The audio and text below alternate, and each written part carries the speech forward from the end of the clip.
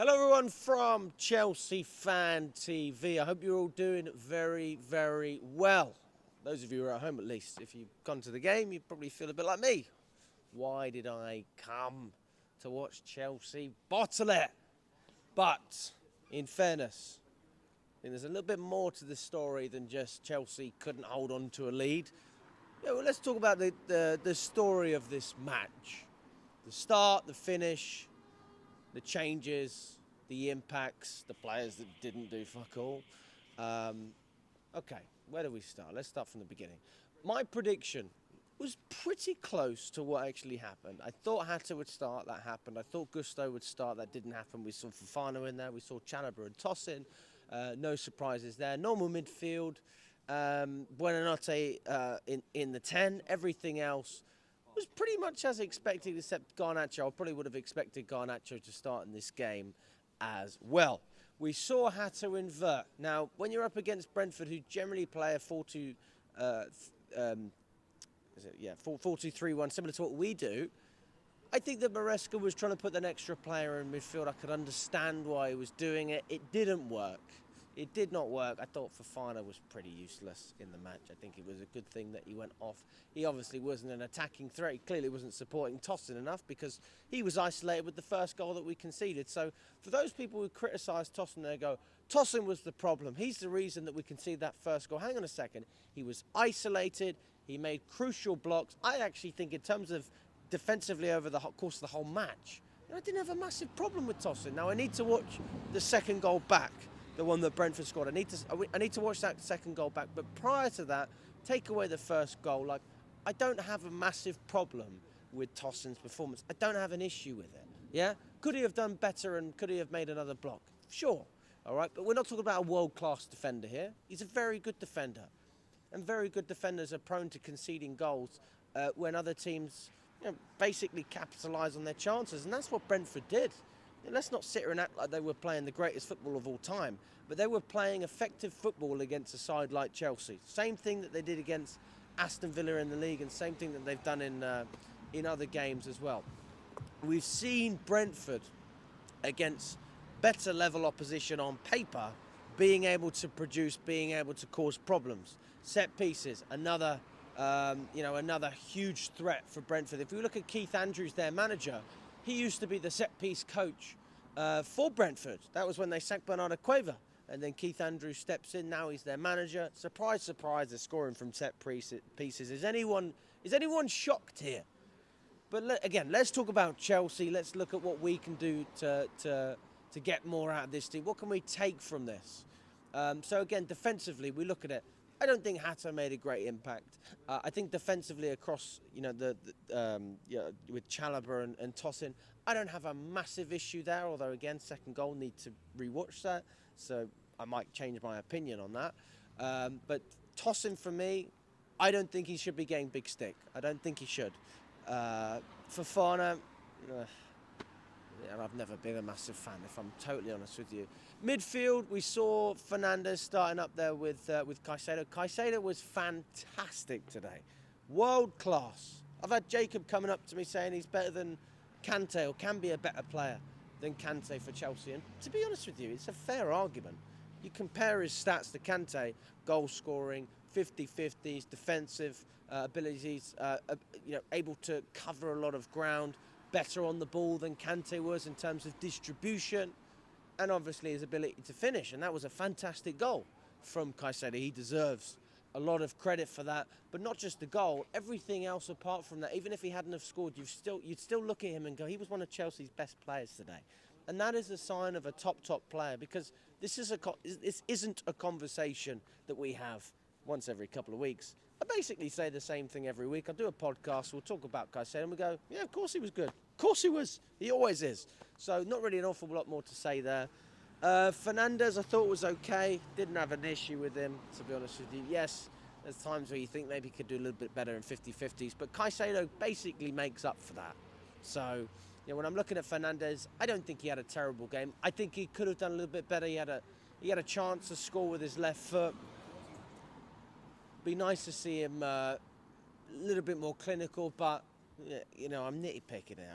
I'm picking at small things. If we're looking at things in this match that we go, you didn't do anything, you did fuck all, then you look at Gittins, you look at Buonanotte. You know, these are the players that you look at, and you go, well, what did you do? You know, and I don't want to be disrespectful here. I've said to myself, it's a clean slate this season. It's a clean slate. I am not going to single out players from last season who I was not a fan of. Robert Sanchez, hey, he wasn't bad today. He actually made some very good saves during the match. And I say to Robert Sanchez, again, one more game where I don't need to blame you because you were not the problem. So who is? Who is the problem? We conceded 2 goals, we scored 2 goals. Why are we not winning these games? Jamie Gittins, not good enough. Overspent on him in the short term. I don't think he's good enough for Chelsea. Everybody knows my opinion on this. This is just a fact of the matter. He is raw. He is unable to perform in this system as it stands. How many times are we going to say this? Listen, I'll give him till November. I'll give him till December. Players have time. They need time. I appreciate that. That's fine. How far do you want to drop down the table before admitting that maybe we need someone better in that? Solution, Garnacho. On the ball, came on. He was better than Gittins, point blank. Created chances, kept the ball in play, was crucial to Palmer's equaliser. Was it Palmer's equaliser? No, not Palmer's equaliser. It was either Palmer's equaliser. It was definitely crucial to Caicedo's second goal. Garnacho came on and was brilliant, constantly putting balls in good areas, good positions. I was happy with what I saw from Garnacho. A lot of people hate on him. We spent 15 million less on that man, or just under 15 million less, than we did on Gittins. Who do you prefer?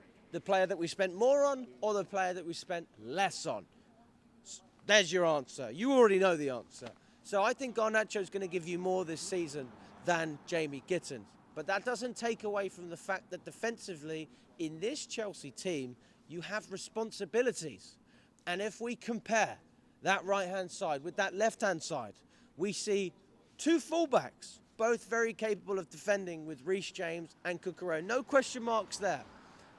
You look at the winger, Pedro Neto, very good at tracking back. I got no problems with that. No problems there, all right, with Pedro Neto tracking back. I trust him. I trust Pedro Neto. I need to feel that sense of confidence in Garnacho that you are willing to defend as well. You said that you wanted a better environment. We're going to give you that environment. We're by far a better environment. You're getting paid more. You got a long contract. You're in the capital city. You've got a genuine chance of progression. You're going to play Champions League football. You've started the first game that you're actually available and you're coming into the team. And you're telling me that Garnacho won't have a chance at Chelsea? Of course he will. It's not just good enough to be good on the ball. You have to be good off the ball. It was Garnacho's fault. He was a big factor in conceding that second goal. And I was one of those people who was a big advocate for bringing in Garnacho. I'm still a big fan. It was not good enough defensively. It cost us. Not to mention that the defenders or whoever was dealing with the set piece, you know, Brentford had a flick on. Somebody else could have got their head on that. Let's have a look at the replay. I'll obviously look into it, but Garnacho lost his man. Brentford scored. Okay, these are things that cannot go under the radar. But again, we won't zoom on it too much because he's just come into the team. He needs to understand what we're about, and he needs to appreciate there's also standards here. This isn't Man United. I saw a video the other day, and he was like, "Oh my God, oh my legs! I just ran so much in that training session." Hello, this is a club where we actually work hard and have standards. Unlike Manchester United, Fofana's going, "Welcome to Chelsea." Well, we're going to welcome you as long as you actually perform. You know, that's kind of how it works at the top level. You are supposed to perform, and then fans will give you credit for that. So, listen, again, I'm a big fan of Garnacho. I like him, but off the ball, it was poor. On the ball, it was very good. So, 2 sides to this story. João Pedro, didn't see enough from him, to be honest with you. Wasn't particularly impressed with João Pedro. Did he have enough support? Probably not. Buonanotte, not good enough. Palmer come on, very good goal. First goal in 1,500 minutes in the Premier League, as far as I'm concerned, from open play. Very, very happy to see that record, that's over now.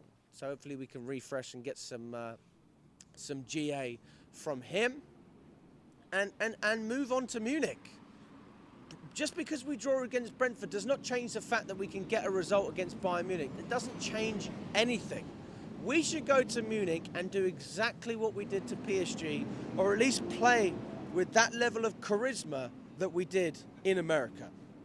And then we've got Manchester United. And I tell you what, there is no better time to get 3 points than it is now against Manchester United. We talk about Brentford and the G-Tech being a bogey ground. We've struggled to get wins at Old Trafford as well.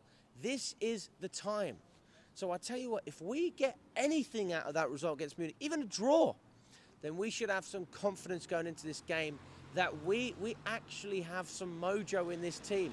We are a top team. We have top players. We have better players than we had last season. We are progressing. We need to show signs of progression on the pitch with results. Today we didn't see that. But we did see a better performance than last season under Maresca.